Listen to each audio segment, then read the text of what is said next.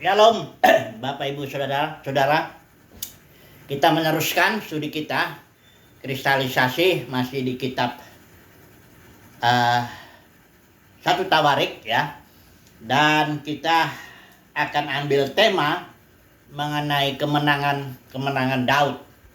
Jadi di pasal ini kemenangannya tercatat ya, yang setelah setelah perjanjian Tuhan dengan Daud diikat itu ya, Tuhan nyatakan itu lewat Nabi Nathan pasal 17. Maka di pasal 18 ini Daud melakukan peperangan ya, baik melawan orang Filistin, kemudian melawan orang Moab, kemudian melawan Hadadezer ya, ini orang Aram ya, Raja Dobah ya, itu dekat Sungai Efrat.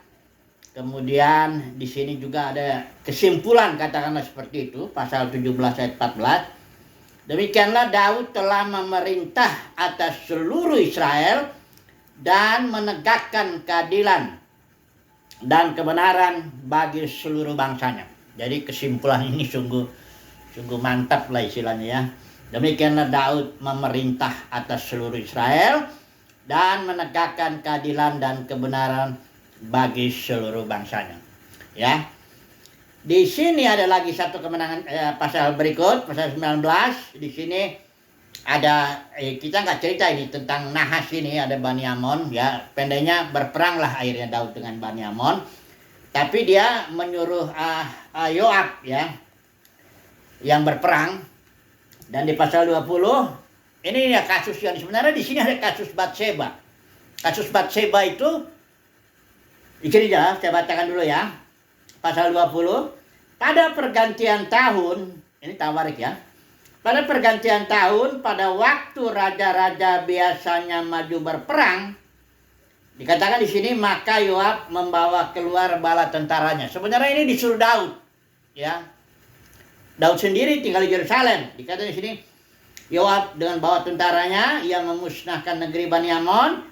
Kemudian ia maju dan mengepung kota Raba, sedang Daud sendiri tinggal di Yerusalem. Mari kita bandingkan dulu ini dengan yang ada di 2 Samuel 11 ayat 1. 2 Samuel 11 ya, ayat 1. Ini bicara hal yang sama ini. Katakan di sini begini. Ini judulnya Daud dan Batseba ya, di 2 Samuel pasal 11 ini. Pada pergantian tahun ayat 1, pada waktu raja-raja biasanya maju berperang, maka Daud menyuruh Yoab. Jadi dia di sini kalau di kitab di sini Tawarik hanya dikatakan Yoab pada waktu pergantian tahun, pada waktu raja-raja biasanya maju berperang, hanya dibilang maka Yoab. Ya padahal sebenarnya Yoab itu disuruh. Harusnya raja-raja yang berperang, harusnya Daud yang berperang. Tapi di sini dibilang Daud menyuruh Yoab maju beserta orang-orangnya dan seluruh orang Israel. Mereka memusnahkan Bani Amon. Jadi peperangan sedang melawan Bani Amon ini ya, dan juga kota Raba. Di sini dikatakan mengepung kota Raba. Sedang Daud sendiri tinggal di Yerusalem. Kalau di dalam Samuel ini jelas diceritakan kali peristiwa ya. Ketika Daud sudah menyuruh si Yoab berperang melawan Bani Amon, ya Daud jalan-jalan habis tidur, sore jalan-jalan dia lihat perempuan mandi itu. Itulah Batseba, itulah kejatuhan Daud itu ketika dia seharusnya berperang, ya. Karena kerajaan itu, ini sifat dasar kerajaan, itu dia tidak statis, ya. Kerajaan itu tidak statis. Kalau dia diam berarti dia dimusnahkan oleh kerajaan-kerajaan lain. Itu sudah hukum alam lah, hukum kerajaan begitu. Kalau kerajaan tidak berperang, tidak menaklukkan, ya, berarti dia tinggal tunggu waktu aja, habis dia, ya. Jadi Daud di sini, ya, nanti kita akan melihat kemenangan Daud. Oke lah, ya, dia kemenangannya luar biasa. Setelah ada perjanjian Daud dengan Tuhan itu, yang intinya ya Tuhan akan bangun, ya adalah nama Daud akan jadi besar dan sebagainya. Tapi ini dua yang poin kita sudah bahas ini, perjanjian Daud. Yang pertama bahwa Daud akan memiliki anak yang bangun bait suci. Itulah dia Salomo. Dan kemudian tahta Daud itu akan selama-lamanya gitu ya. Kayak dinasti lah. Keturunan Daud akan terus menjadi raja di Israel. Dan ini digenapi dalam diri Yesus yang akan nanti membangun kerajaan dalam dimensi yang lebih tinggi daripada kerajaan Daud. Ya, karena kalau dibilang kerajaannya selama-lamanya dalam pengertian keturunan Daud jasmani, enggak begitu. Karena dia udah dibuang ke Babel, udah hilang ya kerajaan jasmaninya itu, ya. Tapi yang dimaksud perjanjian Daud itu tahtamu akan kekal selama-lamanya, di situ dikatakan. Itu yang dimaksud kerajaan Yesus, kerajaan Mesias ini. Ya. Yesus itu ya. Dan kerajaan ini seperti hukum kerajaan itu, dia tidak akan diam. Kerajaan itu selalu harus berperang, menaklukkan. Ya. Kalau dia diam, berarti tinggal tunggu waktunya aja lah. Dia akan habis dihantam oleh kerajaan yang lain lagi. Ya. Jadi ini ceritanya seperti ini ya. Artinya kasus Batseba itu ketika Daud tidak berperang itu tidak dikatakan, diceritakan di dalam satu Tawarik. Mengapa? Bahkan kesimpulannya kalau kita lihat, demikianlah Daud telah memerintah seluruh Israel menegakkan keadilan dan kebenaran bagi seluruh bangsanya. Seolah-olah kayak perfectlah, sempurnalah Daud di situ. Ya, walaupun dalam 2 Samuel kita melihat ya bahwa kasus Daud katakan selingkuh itu merampas istri orang ya, dan merencanakan pembunuhan kepada suaminya. Jadi memang benar Daud itu sebenarnya ya memang benar, kesimpulan di sini bukan berarti salah, tapi kita akan nanti lihat ya, bedain ya antara tujuan penulisan kitab Tawarik ini, 1-2 Tawarik itu satu kitab dalam kitab Ibrani, dengan tujuan penulisan yang ceritanya dari 2 Samuel itu sampai 1 Raja-Raja, 2 Raja-Raja. Ya. Sebenarnya mundur ya sejarawan Deuteronomistik itu dari Ulangan. Dari kitab Ulangan ya. Terus dia bergerak sini sampai ke 2 Raja-Raja. Ya. Tujuannya memang beda. Ya. Kalau kitab Deuteronomistik itu sejarawan itu satu tim, dia menulis memang tujuannya untuk menjelaskan kepada Israel bahwa pelanggaran terhadap perjanjian Musa, ya, itu fokusnya perjanjian Musa ini kalau sejarawan Deuteronomistik. Pelanggaran terhadap perjanjian Musa itu akan mengakibatkan pembuangan. Itu sebabnya pelanggaran Daud harus dicatat juga, ya. Dan itu pun termasuk pelanggaran Musa. Jangan, hukum Taurat kan jangan mengingini istri sesamamu, kan begitu. Daud ingin itu, ya.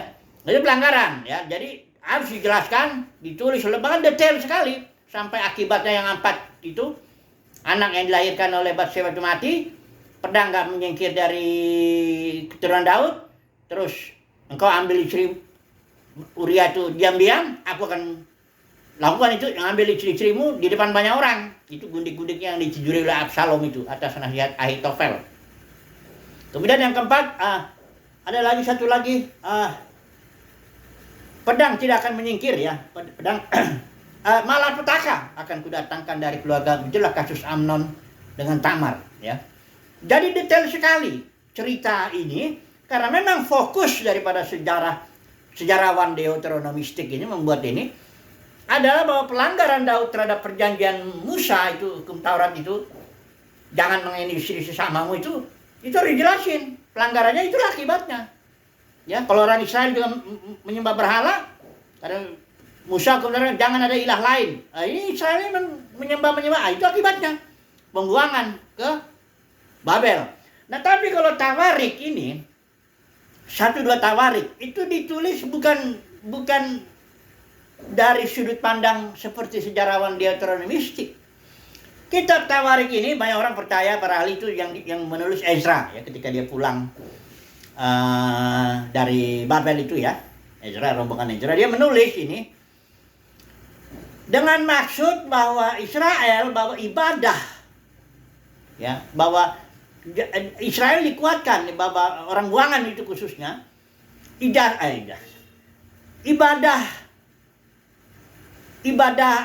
Israel itu ada dasarnya,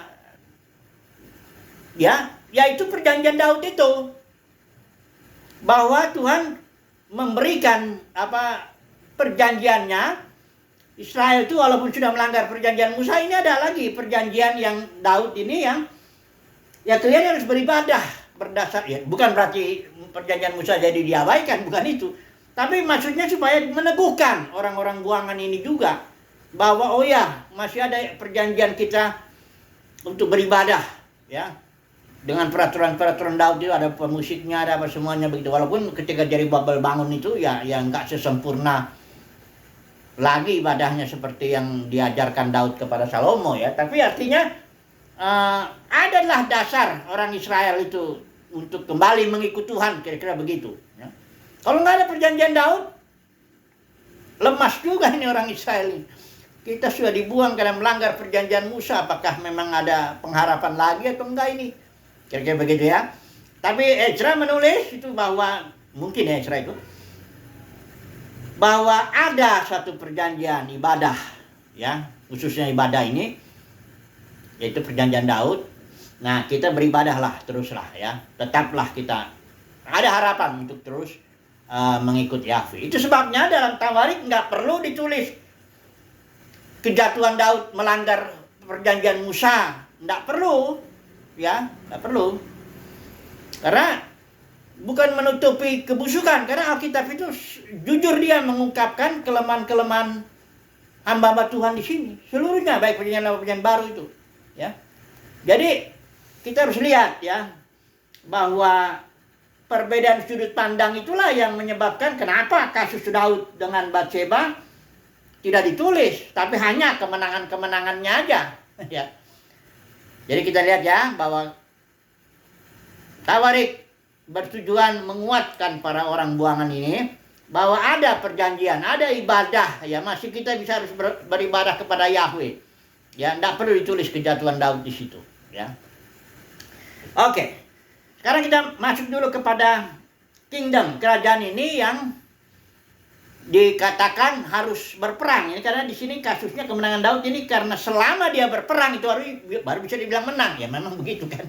Ya gimana orang bisa dibilang menang kalau dia nggak pernah bertanding, ya, nggak pernah berperang, nggak mungkin kan. Jadi memang Daud harus ya terus berperang kerajaannya, ya. Nah, saya mau bicara dulu sedikit, ya, kerajaan Mesias ini juga harus berperang. Nah, kerajaan Mesias dalam arti dimensi surgawi itu, ya, tentu berperangnya bukan melawan kita bukan melawan darah dan daging dalam arti kayak kerajaan Daud. Kerajaan Daud kan itu hanya simbol, ya. Kerajaan Mesias inilah realitanya. Kerajaan Daud itu dalam dimensi jasmani, senjatanya jasmani, musuhnya jasmani, baik-baiknya juga jasmani, istananya jasmani, semuanya satu jasmani, karena dia simbol. Paulus bilang yang pertama itu natural yang datang, baru setelah itu yang spiritual. Nah, ini dia kerajaan Mesias yang saya mau bicara tentang kerajaan Mesias ini. Pertama dia harus perang terus. Kerajaan sorga, ya, perjuangan kita bukan melawan darah daging, tapi kita mesti perang. Jangan sampai kita tidak berperang, hanya nanti kita belajar caranya berperang itu, ya. Karena ini lawan kita itu roh jahat, jadi jangan sembarangan aja, ya, main tengkingnya apa sampai keluar urat, ya, bukan iblisnya yang lari, malah ininya ya urat kita yang keluar. Bukan begitu. Kita akan melihat dari contoh Yesus nanti, ya. Dari contoh Yesus lah kita lihat bagaimana Yesus berperang, ya, melawan iblis, ya.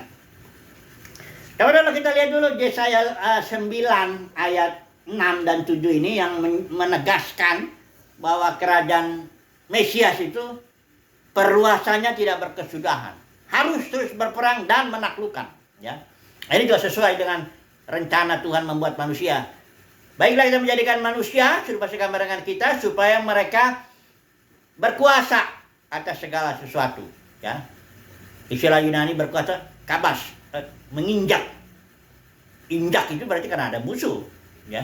Jadi memang dari rencananya dari semula, rencana Tuhan semula itu memang manusia harus terus berperang sebagai wakilnya. Kalau Selem itu wakilnya ya, representatif. Kalau Demut yang diterjemahkan likeness itu keserupaan, itu dengan beranak cucu itu ya, kreativitas ya, kreatif.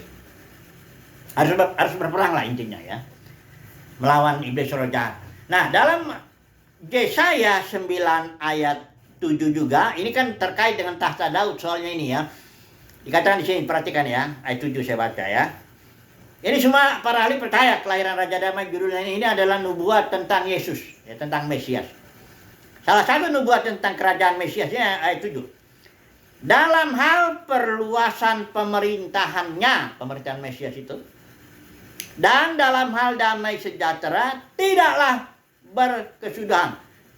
Perluasannya dalam arti kalau kerajaan memperluas diri, itu berarti ketemu musuh-musuh toh. Karena kerajaan Mesias adalah kerajaan terang. Terang itu terus menaklukkan gelap, terus dia menaklukkan gelap. Kalau ilmuwan bilang cahaya itu, terang itu malah kecepatannya sangat dahsyat. 300.000 km per detik. 1 detik, 300.000 km. Bisa bayangkan, kalau kita bayangkan dari Jakarta Medan itu hanya 1.000 kilo, itu 300 kali Jakarta Medan. Dalam 1 detik, itu cahaya bisa capai itu.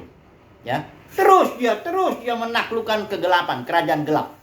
Itu sebabnya saya sangat yakin, ya, nanti kita lihat juga ya di kitab Wahyu, bahwa tidak ada lagi maut, itu musuh terakhir. Yang adalah upah dosa, ya, jangan salah, jangan pula dibilang upah dosa neraka kekal. Nah, ini udah ngawur sih, udah banyak bicara itu dari Agustinus itu. Ajaran itu dari bukunya The City of God, dia ajarkan itu neraka kekal. Tapi ketemulah sama Jerome yang menerjemahkan Alkitab ke dalam bahasa Latin.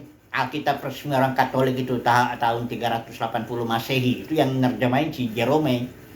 Dia menerjemahkan istilah olam, istilah Ibrani olam itu yang dibilang menurut dia itu sebenarnya harus diterjemahkan dalam bahasa Latin itu era. Istilah Yunani aion itu pun zaman, bukan kekal. Tapi si Jerome menerjemahkannya aeternus, istilah Latin yang akhirnya ke dalam bahasa Inggris jadi eternal, jadi kekal selama-lamanya. Padahal tidak ada istilah kekal selama-lamanya. Kekal itu dimensi yang berbeda dengan dimensi waktu. Alkitab ini pewahyuan rencana Bapa berjaman-jaman dalam waktu. Jadi Bapa itu memang diam dalam Elohim, itu diam dalam dimensi kekekalan. Dia tidak bisa dilihat. Tak seorang pun yang bisa menghampiri dia. Dia dalam terang yang tak terhampiri. Tak seorang pun pernah melihat itu dimensi kekal. Tapi Bapa yang kekal itu berkarya di dalam waktu. Waktu itu diciptakan. Ada awalnya, ada akhirnya. Itu makanya upah dosa itu bukan, nggak ada kait-kait mengait dengan waktu. Dalam arti upah dosa itu maut, yaitu suatu jenis hidup yang kalau kata Adam dan Hawa itu makan buah pohon pengetahuan itu dapat maut, suatu jenis hidup yang dikuasai setan. Dan ini akan kalah nanti oleh kerajaan terang, ya, kerajaan Mesias, ya. Jadi pada akhirnya Bapa menjadi semua dalam semua, artinya Bapa bisa mengekspresikan dirinya di dalam semua manusia dan melalui semua manusia, semua ciptaan bahkan. Karena kerajaan itu terus dia menaklukkan. Ngapain kalau kerajaan itu diam-diam mau ngapain? Apa kerjanya? Ada orang bilang kalau nanti kita di surga nyanyi, di situ apa nggak bosan gitu, seumur-umur hanya bernyanyi-nyanyi aja. Nggak karu-karuan ya, dalam Kristen ada ajaran tentang surganya itu ya.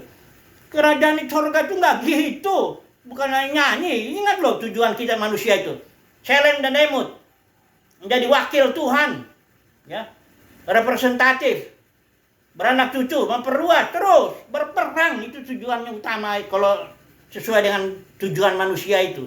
Mewakili Tuhan di bumi untuk memerangi, menaklukkan kegelapan. Kira-kira begitu. Ya jangan nyanyi-nyanyi itu ada tempatnya itu. Nanti lagian kalau Selem dan Demut itu kan kayak foto, gambar dan rupa. Itu kan kayak saya kalau punya foto. Apa tugas utama foto ini? Apa foto ini ngadep saya menyembah-nyembah begitu? Nanti saya bilang kamu bukan itu tugasmu yang utama. Memang bisa aja kalau memang harus begitu. Menyembah Tuhan itu ya memang dia karena perbuatannya yang luar biasa dan karena keberadaannya kita menyembah dia, itu memang sakah. Kita sudah belajar kemarin tuh apa yang to bow down, sujud. Itu memang harus. Tapi tugas utamamu bukan nyembah-nyembah begini selama-lamanya di surga katanya. Seperti kata pengkhotbah yang latar belakang pemusik tadinya. Bukan itu tujuannya foto. Tujuan utama foto itu kau jadi wakil saya. Ya, menghadap ke sana kepada ciptaan. Ya, taklukkan itu ciptaan. Ya, kayak gitulah ya, tugas foto kan. Masa tugas foto ngadap saya? Saya nggak perlu, sebenarnya saya nggak perlu itu foto ngadap saya. Foto itu menjadi wakil saya. Kalau ingin tahu Wirnawan, ini lihat ya fotonya, kurang lebih kayak gitulah. Jadi kerajaan perkembangannya terus menerus, tidak ada akhirnya sampai ditaklukkan semuanya, sampai Bapa menjadi semua dalam semua. Jadi kalau orang masih ngajarin neraka kekal, dia nggak ngerti banyak hal yang dia tidak pahami kalau itu. Ya, saya mesti katakan begitu. Dan kalau itu bahayanya begini, bukan cuma itu aja. Tuhan Yesus datang menegakkan kerajaannya di bumi ini, tujuannya menaklukkan segala sesuatu. Bukan mengevakuasi orang itu seperti ajaran rapture naik ke atas. Enggak, bumi ini fokus rencana Bapa. Bapa menaruh manusia di bumi sebagai wakilnya untuk memerangi kerajaan gelap. Bukan untuk diangkat, dievakuasi, di sorga yang nyanyi. Itu saudaraku, saya bilang, makanya terlalu banyak nggak taunya itu. Kalau ngajaran dunia dalam kekristenan, ajaran sorganya itu. Ya, terlalu ngawur maksud saya. Ya, ini saya mesti terus terang ini. Tapi itu disukai juga, karena orang ini nggak tahan di dunia ini. Bapak angkat saya. Sampai ada videonya tuh. Terlepaslah orang itu, ada yang sedang bawa mobil diangkat-angkat ke sana, ngawur banget dah. Ya, rapture itu pun ada sejarahnya itu. Itu mulai dari ajaran apa itu? Siapa tuh? Ada McDonald itu, siapa tuh itu? Margaret McDonald. Bukan McDonald. Itu dia katanya lagi lagi trans gitu, dia yang melihat mendapat penglihatan. Ada orang-orang kudus naik ke atas katanya, terbang-terbang ke atas itu diangkat. Nah, baru di situ ada siapa ya namanya? Kalau nggak salah, Edward Irving. Itu orang Inggris. Dialah yang di gerejanya dia soalnya itu. Dialah yang merumuskan itu.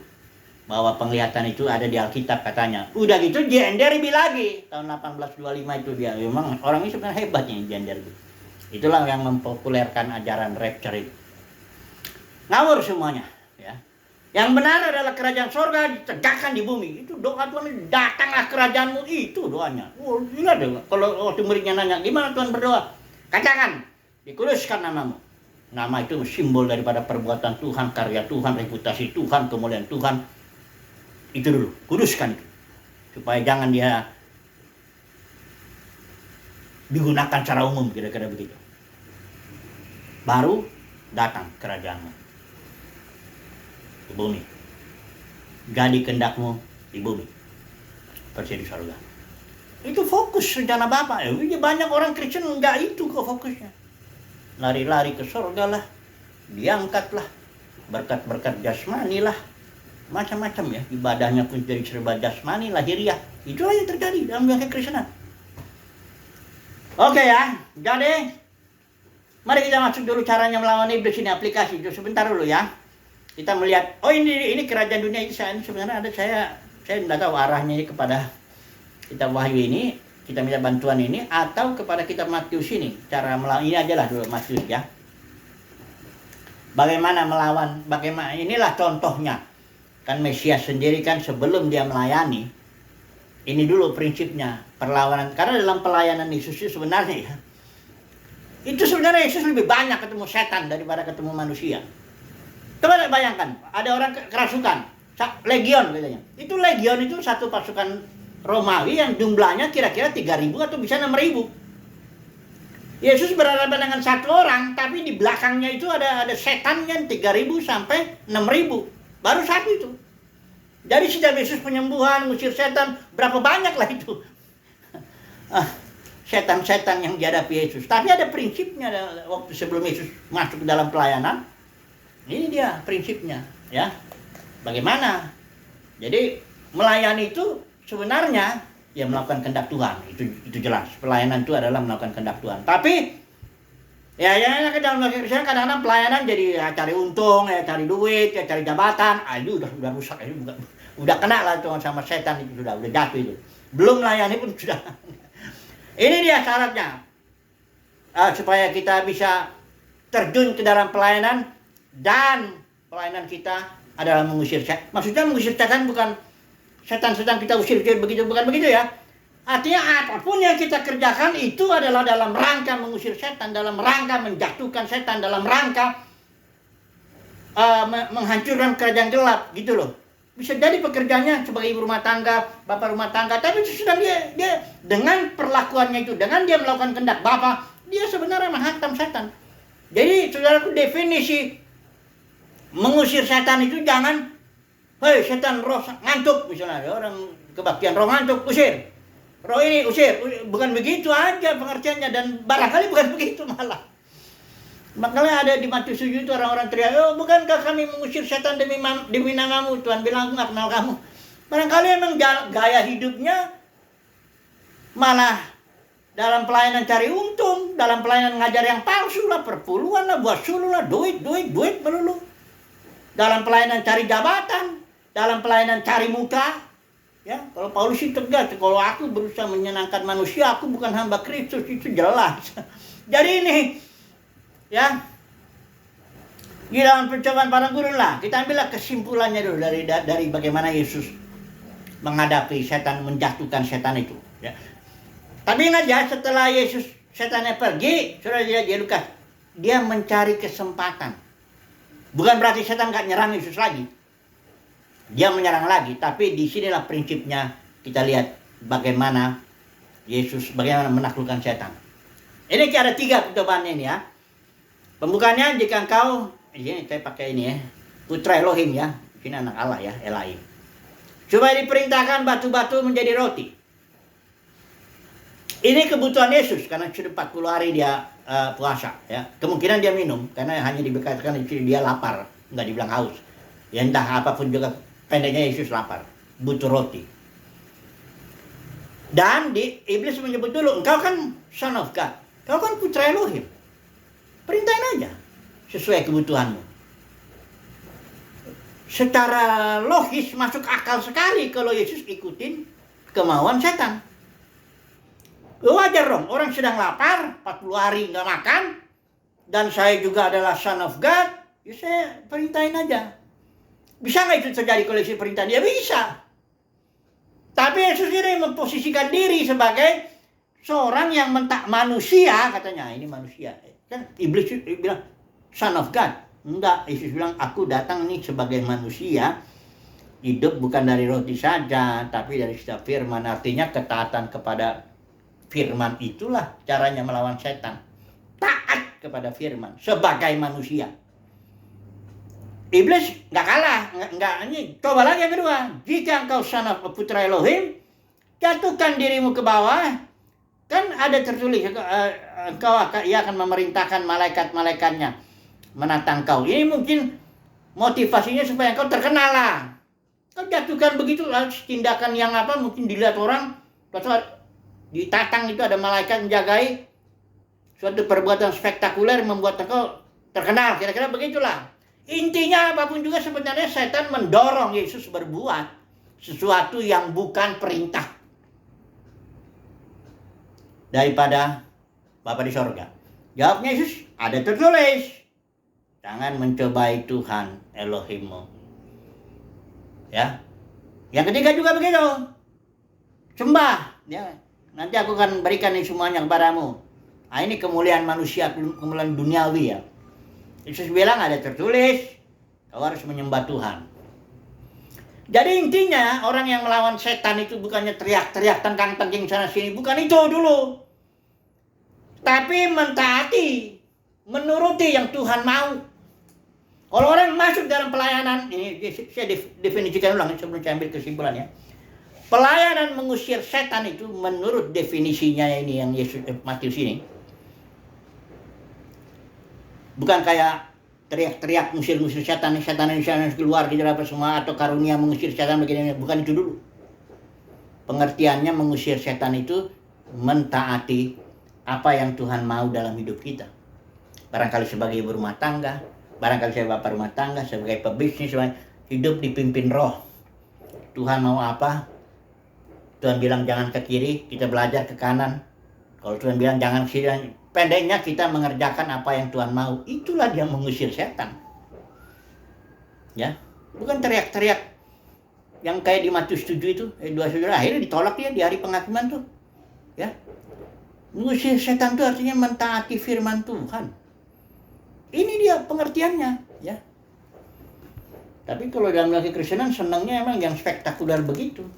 Sudahlah. Kita tuh saya bicara kepada umat pilihan Tuhan. Mereka punya pemahaman, punya roh pemberi artinya pengurapan dalam batin. Mereka tahu mengusir setan atau menyerang ke kerajaan gelap itu adalah dengan melakukan tunduk kepada firman yang tertulis. Ya tentu ada Roh Kudus juga di sini. Yesus juga kan dipimpin roh. Nah, itu ya, dibawa roh. Coba baca dulu. Ini, maka Yesus dibawa oleh roh. Jadi Yesus itu mentaati roh, mengutip firman tertulis. Jadi roh dan Alkitab. Nah, ini dia. Itu caranya usir setan. Cukup dulu ya. Kesimpulannya apa ini? Kemenangan Daud. Jadi selama kita menyerang setan dalam arti itu ya, dalam arti mentaati firman dan dipimpin roh itu, selama kita melakukan itu, kita menang terus. Asal jangan berhenti aja kayak Daud. Ya, nongkrong-nongkrong di sana, makan kaki gitu, lihat perempuan mandi akhirnya. Jangan begitu. Jadi kita harus perang. Ya, yakinlah bahwa peperangan kita berhasil dengan roh dan dengan Alkitab tertulis ini. Kita akan menaklukkan segala sesuatu sampai Bapa menjadi semua dalam semua ya. Haleluya. Amin.